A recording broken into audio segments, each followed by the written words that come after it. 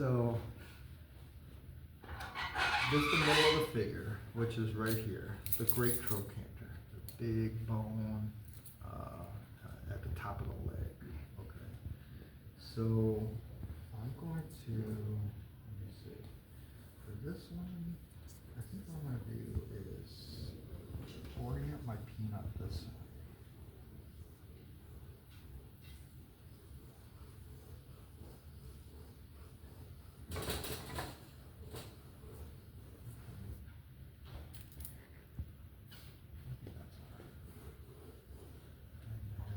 Shoulders. Now just, keep in mind that whatever I'm showing you here, it's not like the way to draw, right? It's not the right way. There's no particularly right way. This is what I've found has worked for me. And it's become sort of natural to me. So, as you learn to draw and develop your skills, you'll figure out what's natural to you, and maybe bits and pieces of this will be part of that. So don't let this be like handcuffs. Don't let it restrict you in figuring out drawing problems. Okay. So I like to kind of lay it out like this, right? That way I can have this measurement right here from the hips or the great trochanter to the top of the head, since that's considered the middle. Right? And I take that down. Yeah. Right. So the bottom of the feet should be somewhere right here. The ankles of the feet should be somewhere down there, if I do it right. I usually end up having to modify it a little bit.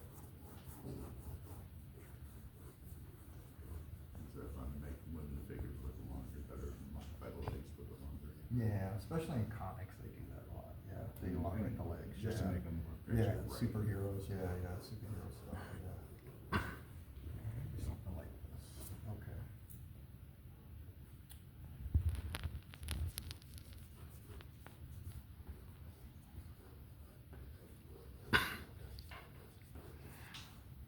And then there's a lot of foreshortening going on up here, so I'm not going to mess with that right now. That'll be a separate lesson. Okay, that'll be a separate lesson. All right. So then I'm gonna start. See if I can outline going here.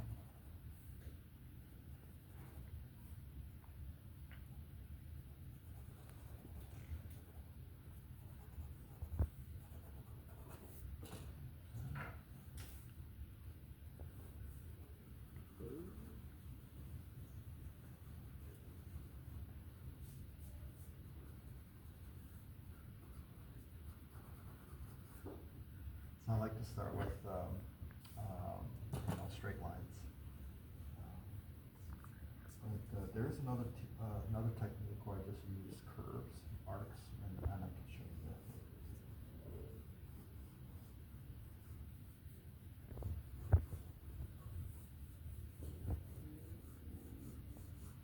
So the bottom of the pecs pretty much parallel to the angle of the shoulders.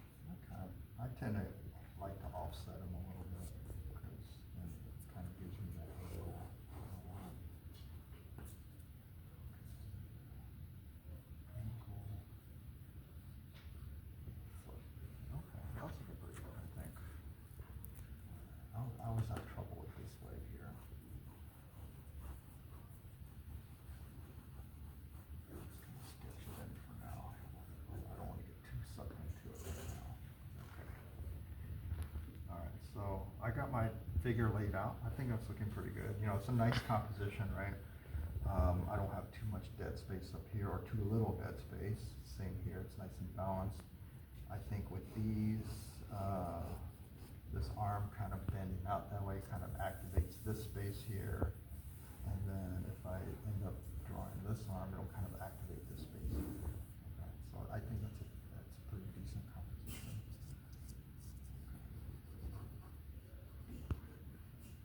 Collarbones kind of tilting in different directions since one shoulder's higher than the other.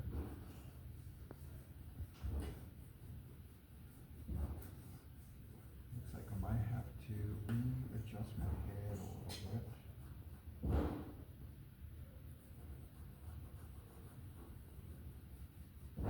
Notice I'm using a V to draw the throat area. Okay. So what I want to do is avoid putting like, you know, a cylinder like this on top of that head, you know, with the head on top, because then it gets real stiff. So I want to draw the neck with a V, and I think you'll get much better results that way.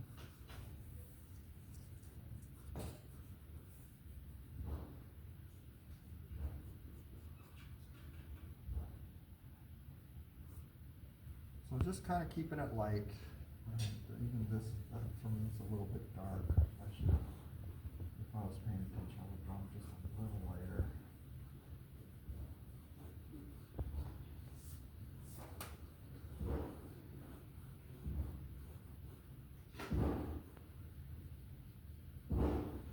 is going on? Wedging clay.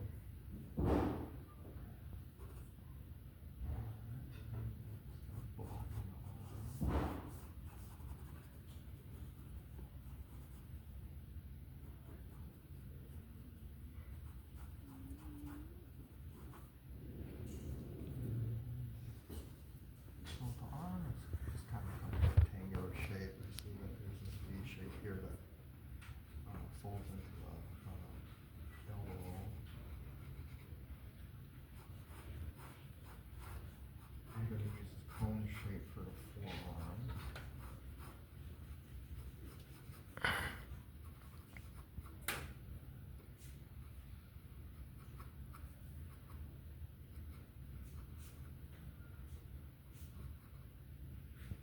Don't get too sucked into details like fingers, toes, you know, facial features this early in the drawing. Okay, make sure you get the big stuff set up. As long as the proportion and placement of these things in place, then you're doing okay. Don't jump the gun.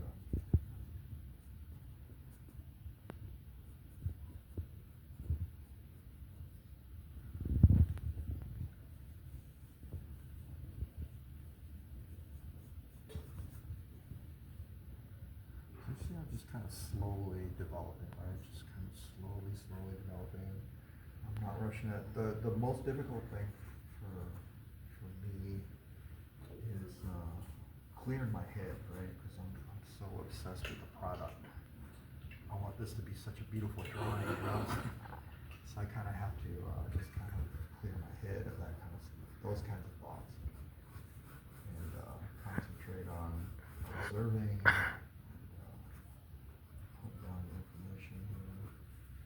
Okay, so you see how I'm starting to develop the legs right now? So I started with that cone shape, and then there's the leg's so interesting because it's got all these kind of counter movements, you know. There's this one diagonal here that's up right around the groin, whatever that tendon is, I guess, there. And then these muscles, these quad muscles, just kind of going in opposite directions. So it's really interesting.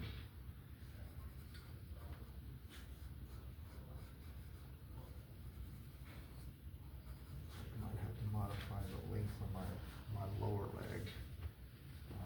There's a mark in here.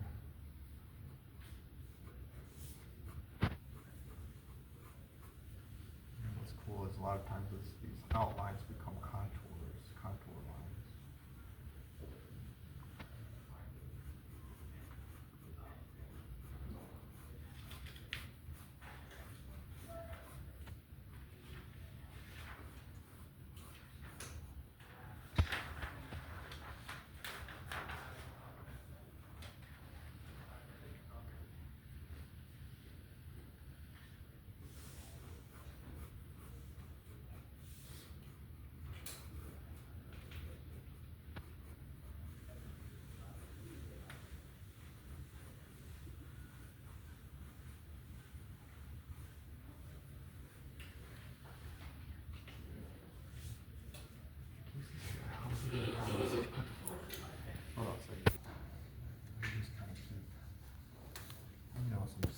bouncing around, it's bouncing around, trying to keep things going.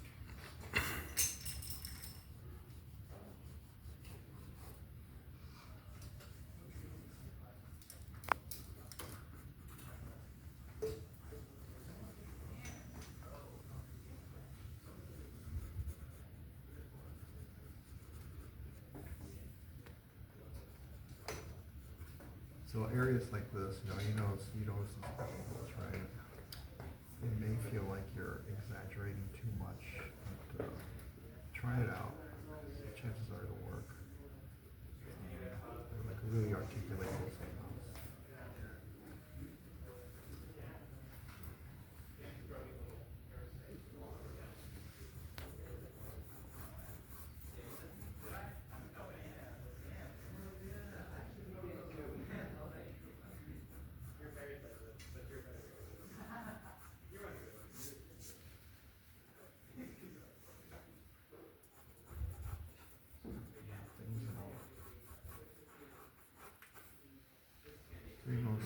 It's not like I'm nailing anything down the first time, perfectly.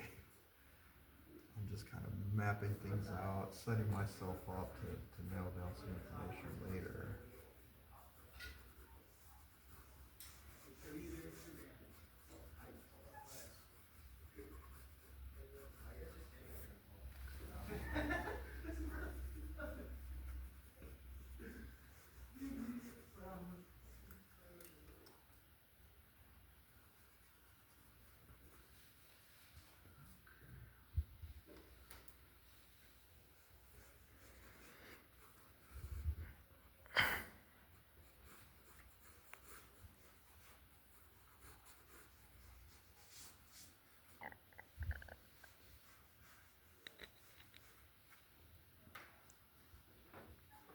Okay, so is there any particular area you want me to focus on? Keep it running? That generally is No. my question. Okay.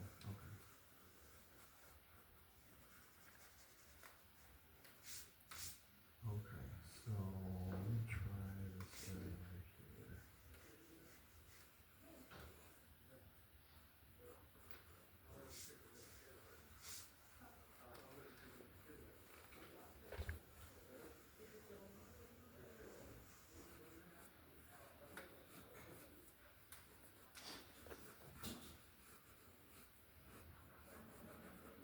Okay, so since this arm is sort of turned toward me, there's some foreshortening going on, right? Which means the length of this is going to get shorter the more it starts to face me. So it's like this, this is going like this. Okay, and then that forearm is really, really kind of starting to come toward me. Okay. So let's see if I can set up here.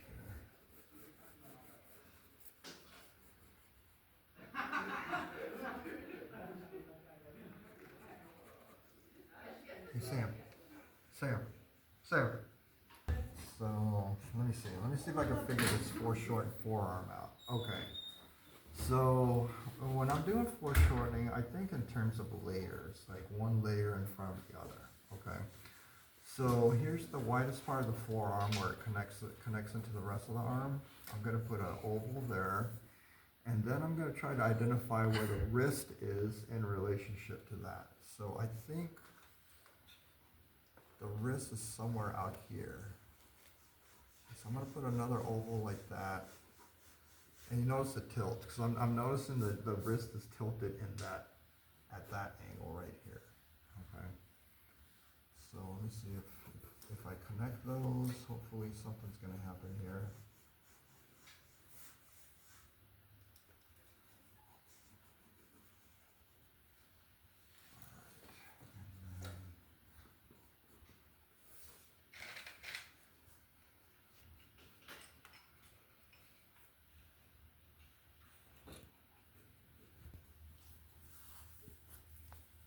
Boy, that thumb's really coming out at me.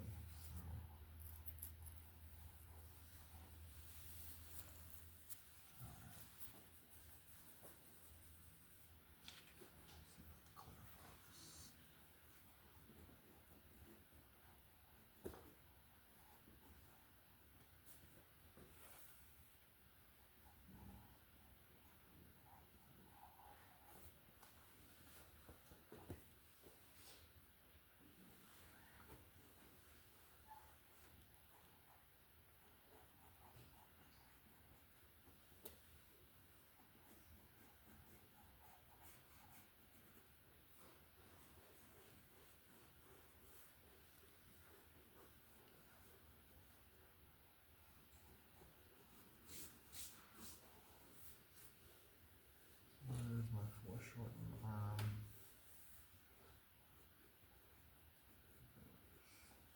Okay. Looks a little goofy. Hopefully it'll start to make sense once I do up the rest of it. Okay.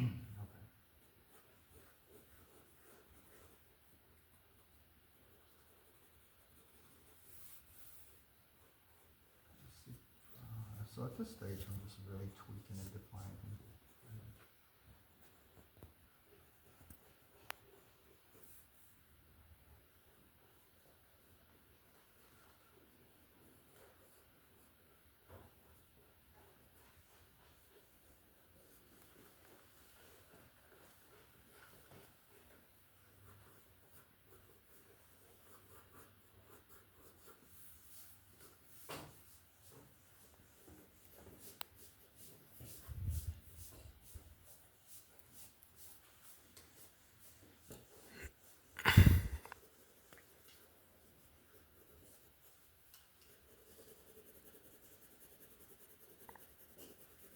Add a layer of shadow here just to push it back into space. So you notice as I'm layering the shadow, I'm not staying inside the line like a coloring book. Right? I'm letting it darken the background as well. Okay. So that way the white of the paper gets integrated into the space in which the figure is standing. I hope that makes sense.